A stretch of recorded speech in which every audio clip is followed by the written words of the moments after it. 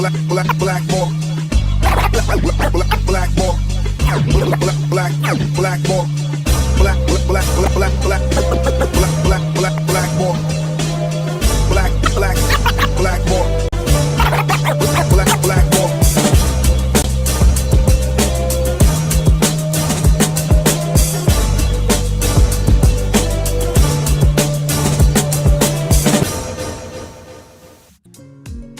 What is up, everybody? My name is James D. Fiore, and this is Blackballed. In 2020, the entire world was met with something that we hadn't faced in a very long time, which was a global pandemic. Many of us were caught a little bit off guard with some of the safeguards that were put in place. We were told that they were put in place for our well-being. Many of us followed the rules, and many of us didn't. There is so much to unpack when it comes to this pandemic, but the best way to do that is to talk to people who are on the ground, people who have a background in medicine or epidemiology or the study of viral diseases. And that's what we wanted to do today. So I'm going to make this intro quicker than usual because my guest tonight does have other events to go to tonight. So please welcome to the show, Dr. Erc Feigl-Ding. How are you, sir? Very good. Thanks, James. Happy to be here. Thank you very much for coming. This pandemic, if it has exposed anything other than the fact that infectious diseases are really hard to combat and to fight against and to get rid of, it also kind of exposed a societal polarization aspect that I have seen in politics and in social issues, but this is the first time I've seen it in a public health issue. Why do you think that is? And why do you think that we are not able to overcome our polarization for something as important as public health? Well, I think, first of all, the radical nature in which it swept onto the world stage, first of all, has not happened in over 100 years. Over 100 years, nobody has living memory of it. And 100 years ago, we don't actually have videos to chronology of, but in many ways, look, it came on so strong to react. It caught everyone off guard, and the speed of which is, if you basically act too late, basically you lose control of the entire thing, and the only way to stop it is by, because remember, in early 2020, we had no vaccines. We weren't even, like a lot of people, many CDC and WHO weren't even saying it's airborne. We didn't know there was asymptomatic transmission. You don't even know it's happening because there's no symptoms. And all were basically fumbling in the dark, right? And for something, we're talking about CDC, WHO, completely wrong about. Early on, they said, we're not sure this human, that this thing is airborne. We don't even think you need to wear a mask. We're not, if you can spread it if you don't have symptoms. All these things, like for them to all of a sudden turn around and tell people, oh, you have to go into lockdown. Which in recent times, outside of war, we don't really have any other form of lockdown that's kind of like martial law. So it was something that the world wasn't ready. And then, of course, it hit everywhere all at once. Like when it hit New York City really hard, there was almost Texas and in Florida. They didn't get hit until much later in the summer. It's like, what is this?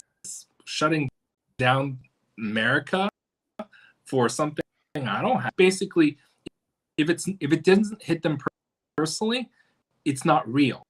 Right?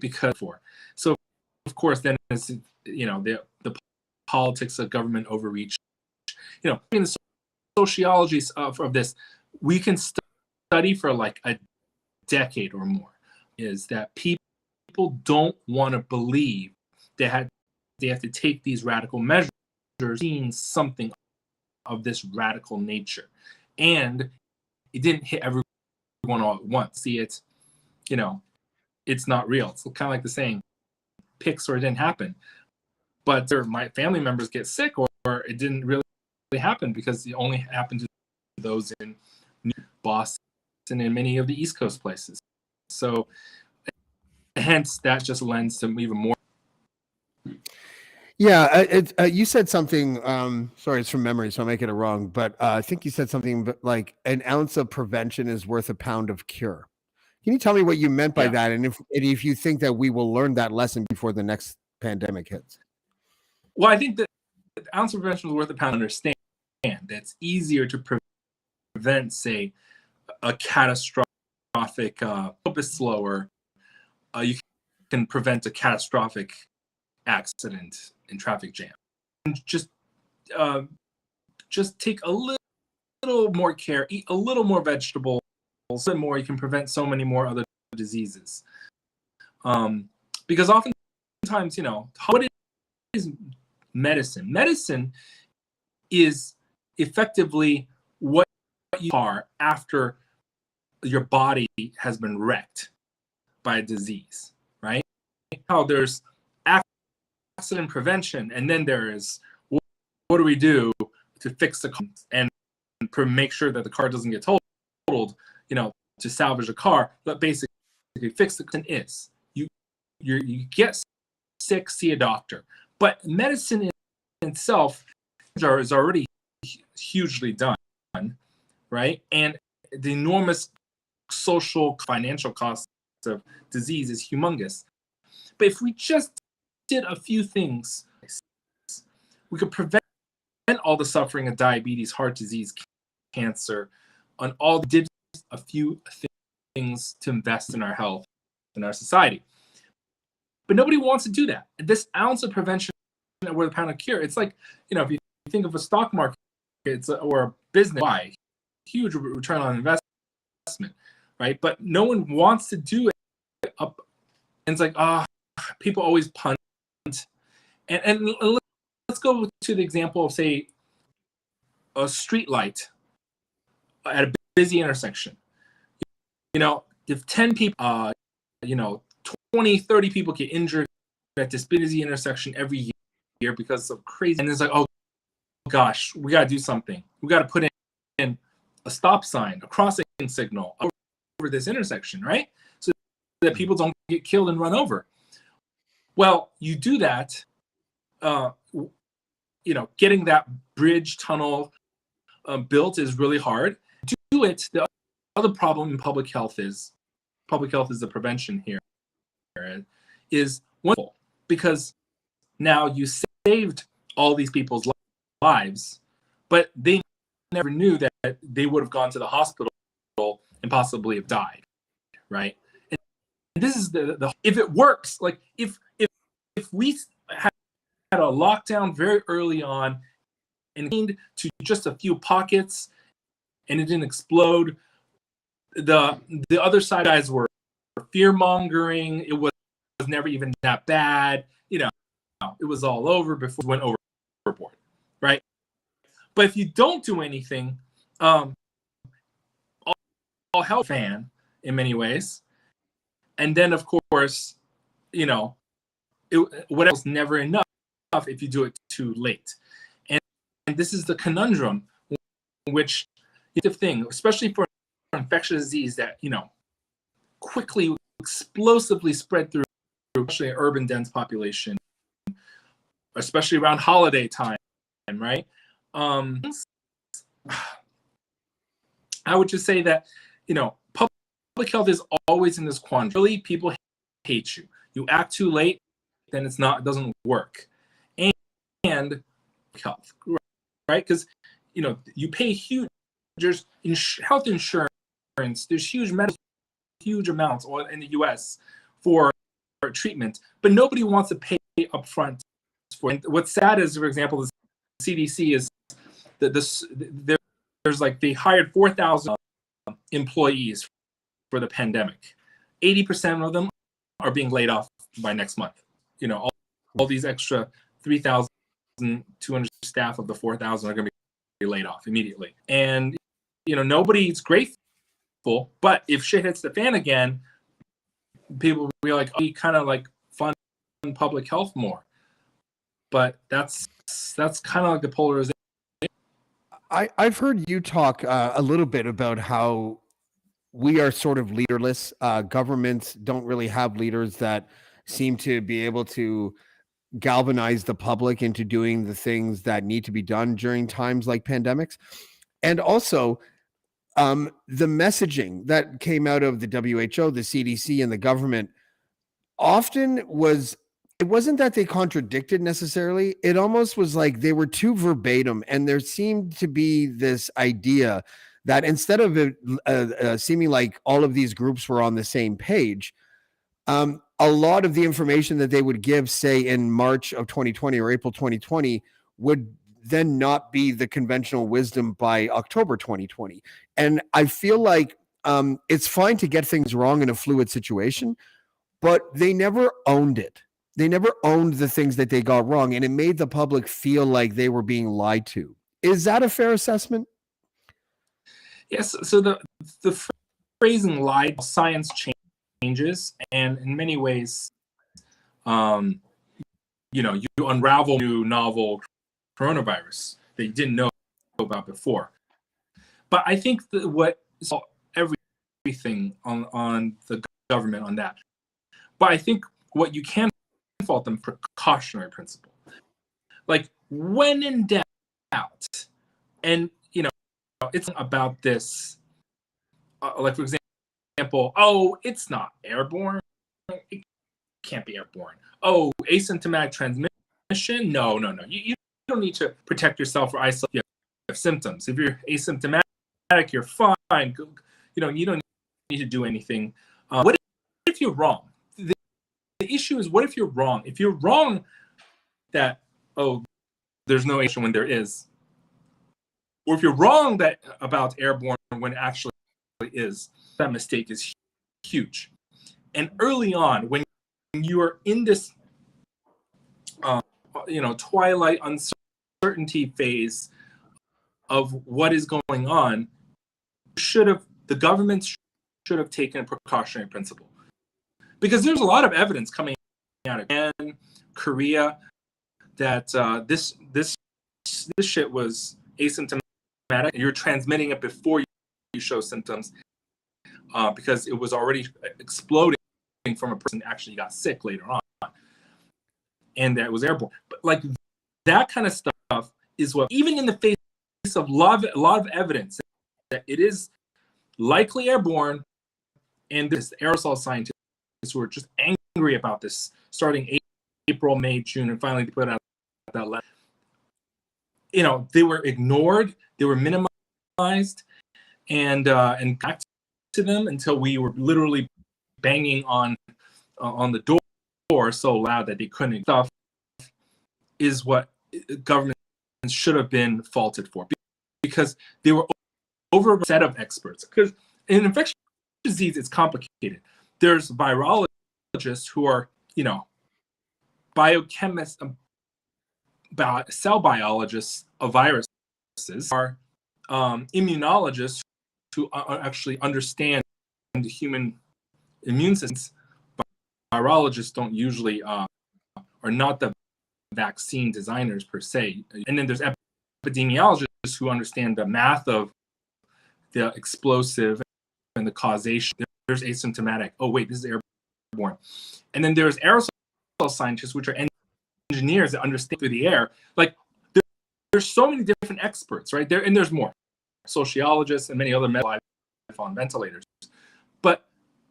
But they oftentimes over relied on the viral, not experts in airborne transmission studies. Like they're not, because the aerosol scientists who work on smog pollution, particles of how long it lasts in the air, that's not virology whatsoever. And in terms of like following, is there asymptomatic and all these kind of things? Therefore, do we need to mask epidemiology? So oftentimes governments were just they're tiny, and they spread old dogma that it wasn't airborne. It clearly is, right? Mm-hmm. And I think the other thing is just lack of precaution.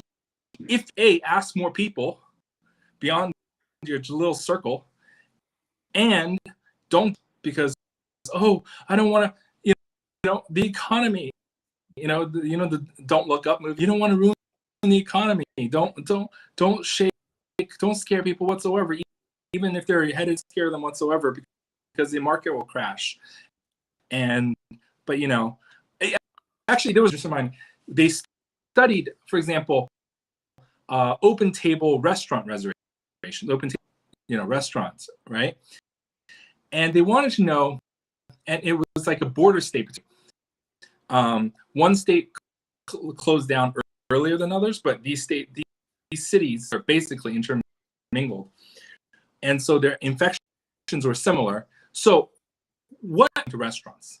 Was it the lockdowns, or was it that the hospitals were filling up and people, right? And some people want to blame, it was the lockdowns. It closed, it ruined businesses. All you stupid, public health ruined all these businesses. No, they actually did the study. The restaurants and going out when the hospitalizations and deaths were soaring, downs went in, and so it wasn't the lockdowns killed the businesses. It was killing people that was killing the business, and political players who want to blame one side or the other. Look at those big government people. What to do? They ruined your business. No, I would say it was that and right now, especially with COVID and long COVID, that people are becoming disabled, unable to work, mental health, ruining the economy even more, right? Like if you're talking about killing businesses, killing the economy, of course, is killing the economy. And right now we have record number of people who are sick, do not wish to work because they're sick. And we see the stats in the US, in Europe. And so this is always the thing, like sometimes, public health people are the bearer of bad news. Because if everything's hunky-dory, you only hear from us during outbreaks or other public health calamities like poisonings and I also want to point out people that there's such COVID minimizations.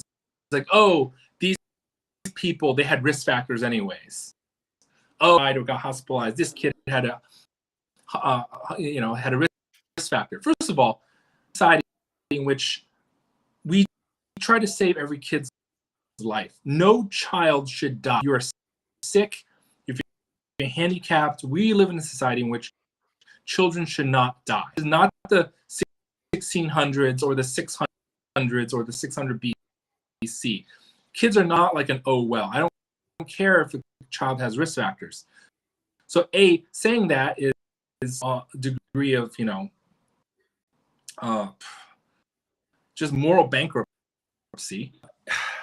I feel like people also, there's a big debate, of course, children in schools, but I also want to, yes, it was unfortunate that a lot of, it's very unfortunate. And I did not advocate for closing schools, first spring wave. But the key thing is that, a lot of kids or more lost their parents, caretakers, grandparents. From that is something that you can't just measure on a like millions of kids lost caretakers during this pandemic. And altogether, the pandemic 20 million people worldwide. 20 million people easily. In the US, well over 1. And this minimization of kids are immune. By the way, more kids have died in 2022 and 2021 combined. Kids in England, for example. US is very similar. And I think this dismissiveness of risks, absolute moral bankruptcy, and I think we have to think of, health, protecting the able-bodiedness of our children, adults who support these children is something that, the economic measuring the tip. And of course, when I've been talking about long COVID costs for years to come, political issues here that's very, very thorny, but it's easy to point. It's like, it was people who shut down the world, and you caused all this. No, and of course, it's gonna, whenever it intermingles with political things, it's strife and political finger pointing. Yeah, speaking of the political stuff, and I completely agree with you when you talked about the finger pointing, that kind of where one side blames the other. One thing that bothered me, because I'm a curious person, is I wanted to explore where the origin of the virus came from. And the two schools of thought were the wet market and the lab. Now, if I wasn't a political person, I wouldn't find anything about that political to try to figure out where it came from. But the people who thought it might come from a lab seemed to be motivated by their hatred of China. But when you took the politics away, it was like, doesn't this matter? And then like a year later, I think it was the New Yorker, might have been another one, that came out and said it looks kind of like it may have. It still seems to be an unanswered question. What is your opinion on where it came from? And do you think does it matter? First of all, does it matter from how we approach it, how we approach this virus, if it's from a lab versus from nature? And then the second part of that question is, do you think that we would survive the politics if it came from a lab? Yeah, this lab question is just like, I have a clear answer, and it is such a political mess. Like, it's not like lab or no lab. I think there's three things that gets mixed in. Natural, from nature, someone went caving, brought some bats back or something. Or it was, some people are trying to say lab equals bioengineered. That doesn't mean, a lab doesn't mean a lot of samples from nature, and it could have been a lab accident, spilled samples, which is totally innocent, and it's not a malicious thing, which there's absolutely no evidence for. I would say most likely, but this is, I want to point, you mentioned, China.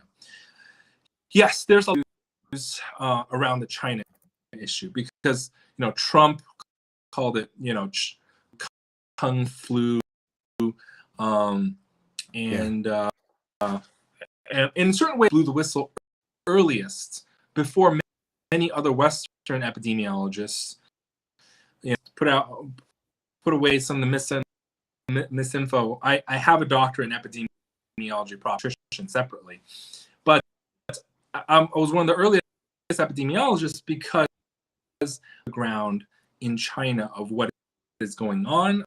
I have cousins who live there, and so I know how a lot of China's social media is no propaganda. You don't listen, but the fact that the Chinese completely lost, they didn't actually know what to do, and there was no consistent clampdown because actually some of them were true, and it showed that what was happening is completely communist plot in any way, and in many ways, when you hear something that this could be worse than that could kill millions of people that we've never seen in 100 years. Again, the first instinct is, come on, that's just some political trolling, political propaganda, trying to scare you. Can't be. But if you understand China, you would understand this, that China really, that this really was as bad as people made it out to be. And that's why I blew the whistle, because a lot of people, a lot of academics, they don't dare say or draw any conclusions until they're pretty damn England Journal, Lancet published, peer reviewed, and then they can finally say, well, now I'm kind of sure to be possibly, potentially. No, this really is real. And of course, a lot of people attacked me, and because I used to have a volunteer or like with a World Economic Forum, and now I'm apparently a globalist when I've never been paid by. And isn't it convenient that the whistleblower of this is a Chinese born in China? But I'm all American, if you haven't noticed. But like on a fly that they want a finger point. It's a Chinese conspiracy of some sort. Willingness and desire and a political advantage China, or saying that this is a China no biggie scaremongering tactic. And so we were literally in the dark for quite a while whenever the signs in China were there that this is effing real, right? But it's like from both the academia communities, like, no, we really, no, come on, that can't be real. I need to see more. No, I'm not convinced yet. And it's China, it's just some scandemic. It's just to scare you. There's a lot of political reasons in politics, and then there's academia political reasons of career people's don't dare speak out of line, don't dare, because I think being alarmist is good in a global health emergency, right? Many people watched Don't Look Up, right? Yeah. The scientist, Jennifer Lawrence's character was trying to scream at the top of her lung while down. Oh, this is a breakfast show. We don't want to scare people like that. That's right. This kind of stuff happens all the time. And I was even told early on when I was trying to warn, it's like one of the major TV networks, the producers told me just like, everything's calm, everything's okay. The CDC has a handle. It's not airborne. We need to wear a mask. And like I was actually told by producer people, whenever a little bit of actual reality, being a prepper could actually be good, right? Like movies, every disaster movie starts with the scientist being ignored, and then of course all hell goes. Yeah, I think that as civilians, we could sense a sort of, I don't want to use the word hypocrisy because I don't want to seem like that hyperbolic, but we would see Justin Trudeau, for example, go on air with a mask on and talk about safety and lockdowns and risks and social distancing and all that kind of stuff. And then we would see him at night at a political event hobnobbing with everyone not wearing masks. And we didn't understand how we were supposed to translate that other than that's hypocritical. And there were so many examples of that. And I think that it further divided us. I think I'm glad we have people like you to sort of weed through this, because you do not seem to me to be ideological. You don't seem to be beholden to some sort of like orthodoxy when it comes to this stuff. You just want people to be safe. And I've seen you get attacked online for things that you said in like March of 2020. I don't even remember what it was, but I don't think it matters because you owned it for one thing, whatever it was. And who didn't make mistakes and who wasn't wrong at least a few times from like March 2020 to now? And I just want to, if I may be redundant for a moment, say again that there was no ownership of mistakes, hardly any, when it comes to leaders and the CDC and the WHO. And I think if they're really angry that there is a certain section of this population that is like neo-libertarian, and they process their liberty before they process their empathy and all that, I think that a large portion of that could be blamed on our leaders, whether domestic or international, who just never seem to own anything. I don't know what my question is, honestly, but I know some of the controversies that you've faced. I won't get into them because I don't think I think they've expired, and I don't feel like treating you like you have to be punished in perpetuity for a mistake or two that you may have made. But I do want to commend you for at least when you did say something that might have been an error, whether it was big or small. I'm pretty sure I recall you owning it, and I think that your example is something that leaders could probably use. And I think to get to your first point, I think a lot of our leaders wake up because they didn't realize how bad it was. Remember, this is early January, February, early March 2020. Oh, you don't need to wear a mask. Oh, don't wear a mask. You're going to steal it from. Oh, but then if you needed it, you don't. If they need it, but you don't need it, that's. They never explained that. Although the U.S. Trump's Attorney General did eventually admit that he was wrong. Those were the advisors for a government, and they tell people to wear masks, but they go out to their own evening dinner parties because, again, they haven't they basically parrot what a lot of policymakers actually believe it themselves, and I think this is where leadership through example really I think I think they should be given a little bit leeway that they weren't quite sure that there was a lot of evidence, but I think the airborne thing, I think by late it was pretty obvious this virus is airborne, but WHO kept insisting it wasn't airborne until way into May of 2021. Fauci admitted by September that it might be a little bit more, and then but again, CDC didn't really make any changes until late fall, early spring. So I think in many ways they can be forgiven for a period.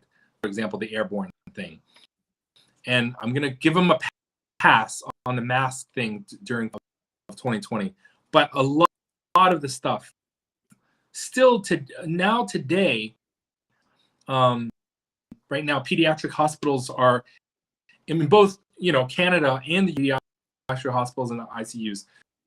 It's a combination of RSV, flu, and there's still no recommendations for masking. That's crazy. I think masking in schools is minimum recommended, right? But there's no leadership on that. It's like a no.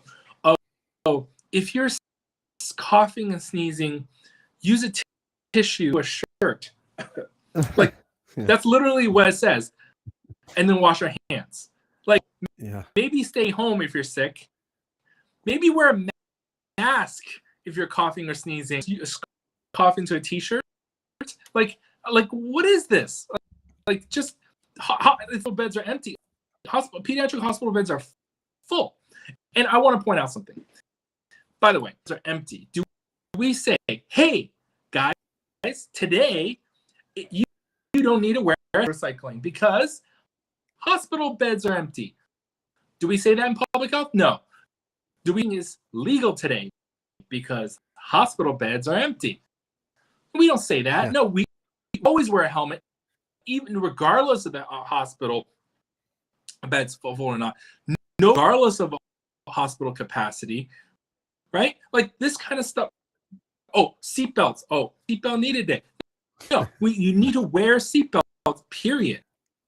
And in many ways, especially right now, as we head into winter, clearly the flu has created this trifecta, triple epidemic, as many. We need to put in more than just, sneeze into your t-shirt. No pass. And for WHO to also, downplay, still many places, CDC says, if you're not in a high transmission area and nursing homes don't need to wear a mask, like, we're talking about hospitals where vulnerable, and nursing homes where people are very, very elderly and frail, they don't need to wear a mask. That is just so illogical right now. And I think we're not even getting into vaccines yet. Okay, vaccines is a whole different beast. Oh, that would take too long. And responsible messaging right now that they've completely dropped the ball on. People say, kids getting infected is okay. Like that is absolutely not. Like, decent public health expert says, you should not get kids infected. You should not send kids to pediatric hospital beds and pediatric ICUs full. That is not in any way a public health. Have a lot of minimizers out there saying, kids should get a little sick to wear a mask. Like, this kind of nonsense right now is this ultimate horde of media and media supporters who are somehow, sanctioning this. And a lot of Canadian public health, Dr. Bonnie Henry in British Columbia and many other provinces, their leadership has just been absolutely abhorrent throughout the entire pandemic. Yeah, I guess anti-vaxxers and anti-maskers, whatever you want to call them, have been part of an overall milieu of Canadian voters. And it is disgusting to see politicians strategize how to not make them angry by saying things that run counter to their orthodoxy. I want to switch gears now because I know you have to go basically in like 10 minutes. And I wanted to talk sport politics for a second, because I noticed as I was doing my Dr. Ding deep dive, as I like to say, that you are in favor of a FIFA World Cup boycott in Qatar. I watched the FIFA documentary on this recently, just the overall kind of like big look at FIFA. I was completely floored. I knew that they had problems, but I didn't realize how long they've had problems for and what kind of problems that they had. Many people died building their stadiums. They're vehemently anti-gay. I don't really drink, so I don't really care about the alcohol thing, but that was weird. I don't know why they just did it yesterday. They decided to ban alcohol. But as far as the human rights stuff goes, it's funny because one of my very, very good friends is the official in-stadium host and hype man for the World Cup. And I love it that he's there and he's doing his thing. But I totally understand someone who would actually want to boycott this. Can you give me your sort of like overarching thoughts on the World Cup? Yeah, I think, first of all, I love the World Cup. I remember watching it many, the last two, by the way, the 2018 one was in Russia. If you watch it, I recommend everyone watch John Oliver piece, The Last Week Tonight, on the Qatar FIFA World Cup. But FIFA, of course, reportedly, the panel, the voters, the FIFA Qatar, $1 million a vote. In addition to issues, I think the human rights issues of this modern human slavery system, in which basically they recruit people from Nepal, Bangladesh, India to come work. The employer takes away their passport so they can't leave. And of course, he's complicit in it, so you can't just go get another passport. And basically, they work in servitude, right? They arrive in debt, heavy debt, and they collar like 100, 150 people to a dorm complex. It was like 150 people to two bathrooms. Wow. No showers, just abject, disgusting conditions, and the slave wage being low paid, underpaid, and of course working in 100 Fahrenheit heat, which is just, it's just absolutely horrible. All that, and of course when I'm talking about the LGBT rights, the rights of women is of course a Middle Eastern issue, like the LGBT and the slavery, the absolute slavery, because they had to build nine stadiums for this. Yeah. And Qatar's the size of Connecticut. It's built nine stadiums out of nowhere, just pure desert, right? And that's incredibly wealthy on a GDP per capita basis. It's the wealthiest country on a per capita basis, but it's just yet they still slave wages and slave conditions to all these migrant workers. And it's just so wrong. So like it's kind of like if you go there, you think about what happened. Like it's not like it's 100 years ago. You can say like, oh, this railroad 100 years ago, yeah, it is what it is, but and I can't do anything about it, But you can do something about it. We're underpaid up till recently, and then they were shipped out, hidden away. It's kind of like if you go to someone's dinner party, right? And you bring your kids to dinner party, but the actual children of the household that's hosting dinner locked in the basement and basically being starved, horrible, abject, disgusting conditions, subhuman conditions, at the dinner party. And then I told you that the dinner made possible by these slave children who are absolutely abused under your nose in the basement. And you knew that. And you see, and partied upstairs. Could you Sounds like the Vatican.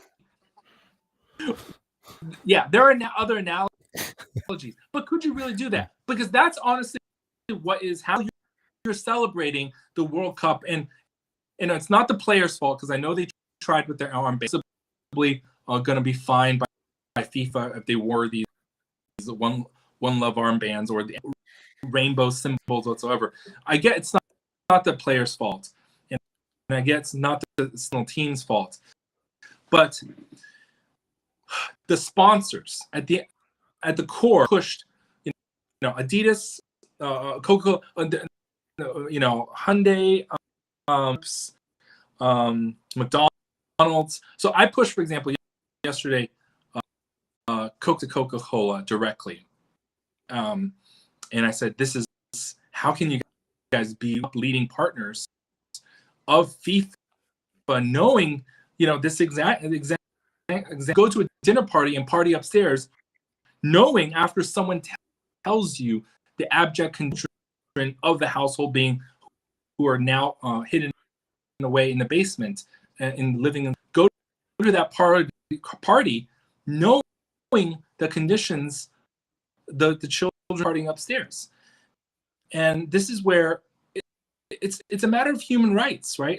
Like this, like child abuse, I don't think is is any ways like slavery, the abject subhuman conditions. This is a human decency issue, right? Yet we are just turning, and yes, football and soccer is really fun, and it's a once every 4-year team. But how did we allow this to happen? It's not like we just learned about it the week before. Like we've known this is Qatar. We've known this is what FIFA is all about. FIFA loves FIFA looks the blind eye. FIFA gives all this and helps propaganda for Qatar. Like we've known about this for quite a while. Sponsors, Adidas, canceled Kanye after like a week or a few words. Yeah. I think Adidas should cancel their sponsorship of the World Cup way faster than that. And again, it's all been well known. This slave labor, this kafala system is well known, and these squads have been well known for years. But again, we just turn a blind eye in commerce and commercial and money. Yeah, money. It does sort of blind everything. I guess you could make an argument like sports is supposed to transcend politics, but when your stadiums are being built with slave labor, you're injecting politics into the sport that's supposed to transcend the politics. So you can't really get out of that one. I felt the same way because I interviewed Peter Tatchell, who's like one of the most prolific and famous gay activists out of the UK.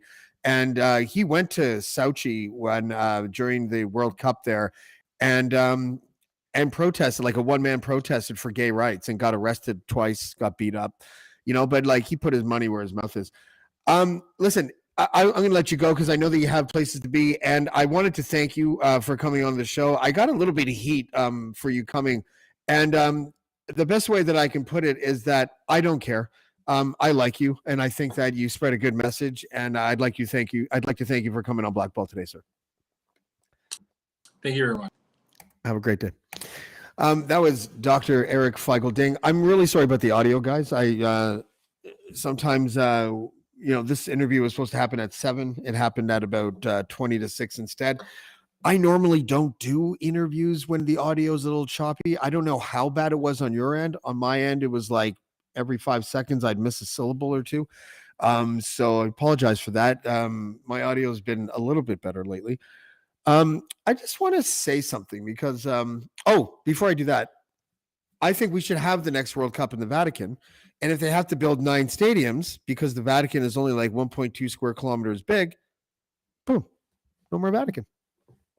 I think it'd be perfect. His analogy of how could you have dinner party at a house with kids being abused in the basement was the most Catholic thing I have ever heard in my life. But that was amazing. I just want to let everybody know that over the last, I guess since November 1st, the podcast has swelled significantly, which is so funny because my production still sucks. My audio actually isn't that great usually. My camera is not that great at all as well. And there's a tendency for me to get obsessed with numbers and get obsessed with the stats behind the podcast. And I stopped doing that a while ago. And I noticed that I'd go back once a week and I would see that the audience was getting a little bit bigger and a little bit bigger. And I just want to say thank you to everyone that watches the show on a regular basis. You guys have no idea how much it means to me that, first of all, that this podcast is currently ranked higher than Bill O'Reilly and Ryan Jesperson. Just to let you guys know. But really, I noticed that I used to do this thing where I would try to get big guests in order to get the numbers up. And sometimes it worked and sometimes it didn't. And now what I'm doing, and if you look at the month of November, you can see I am trying to just do the kind of podcast that makes me feel good, where I can get off the air and think to myself, all right, that was good work. And a lot of it has to do with the Plymouth Brethren Christian Church. A lot of it has to do with the stuff that I'm doing right now with David Wallace, where a political fixer turned into a whistleblower, literally for the first time in human history, it seems like. I actually tried to research if there was any political fixer that was completely unknown to the public that then just came out and decided that they were going to blow the whistle on all the scams that they did. And I was completely shocked to find out that I can't find a historical figure that fits into that category, with the exception of David Wallace. And anyways, my point of all this is that I am learning slowly but surely, and I have taken a lot of great advice from Dean Blundell about trying to be humble, trying to care about the work that I do and everything. And I have realized that the podcasts that get the most traction just happen to be the podcasts where I am happy with myself when I get off air because of the information that was spread on that podcast, and deferring largely as much as I can to the person that is my guest. The courageous people that I have had on this podcast just makes me feel like I am filling a space and helping it kind of move from minute 1 to minute 60. I'm kind of more of a sidekick to the guest, and that's how I view myself now, more so than like the show host and the centerpiece and all that. And I'm really satisfied with how things are going. So I'm just letting you know this to let you know that I am completely committed to trying to continue to expose bad people in this country, whether these bad people are motivated by religion or whether they're motivated by money or politics or power or hubris or whatever. I would like to just shine a spotlight on those people so that we can live in a country that isn't beholden to them. So to everyone that watches this show on a regular basis, thank you so much. Honestly, you guys have no idea how much you mean to me, and we will see you next time. Oh, by the way, tomorrow, this doesn't fit with anything that I just said, but the first lady of Canadian rock will be on, Lee Aaron. And guys, I got a problem. Delicately, I don't know how to tell her that her Madonna, I once got caught kissing a Madonna picture by my sister when I was 11. And Mitsu. Do you guys remember Mitsu, that French singer? Oh, I don't know how to tell Lee Aaron that was those three women, including herself, kind of got me through puberty. If you know what I'm saying? If anyone can think of a delicate and a good way to say that, you let me know. Because the greatest part of telling her that will be, she's 60. She's 60 years old now. And I may get back on that train. I'm just kidding. We will see you next time on Blackballed. Thanks, everybody. Appreciate it. Blackballed. Black.